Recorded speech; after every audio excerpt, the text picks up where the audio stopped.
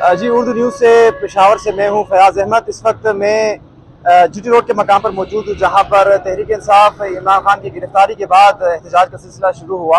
आप मेरे में देख सकते हैं, इस वक्त भी वहाँ पर शेलिंग हो रही है और शेलिंग की वजह से ये रोड मुकम्मल तौर पर, जबकि इसके साथ मुंसलिक जितने भी रोड हैं, खैबर रोड है, इसके अलावा कैंट को जाने वाले जितने रास्ते हैं वो इस वक्त बंद हैं। वहाँ पर पुलिस के एहलकार जो है वो तैनात किए गए हैं। इसके साथ साथ असम्बली चौक और रेड जोन को जाने वाले जितने रास्ते हैं उनको भी बंद किया गया। वहाँ पर पुलिस की इजाफी नफरी तैनात है।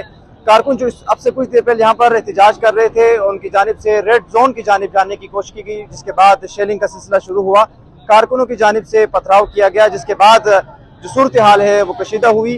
कारकुन इस वक्त जो है मुंतशिर हो चुके हैं, वो पीछे हट चुके हैं, लेकिन इस वक्त भी पेशावर की अगर हम शाहराहों की बात करें वो इस वक्त ट्रैफिक के लिए बंद है। इसके साथ साथ खैबर पख्तूनख्वा के जितने भी बड़े शहर हैं वहाँ पर तहरीक इंसाफ के कारकुनों की जानिब से एहतजाज रिकॉर्ड किया जा रहा है।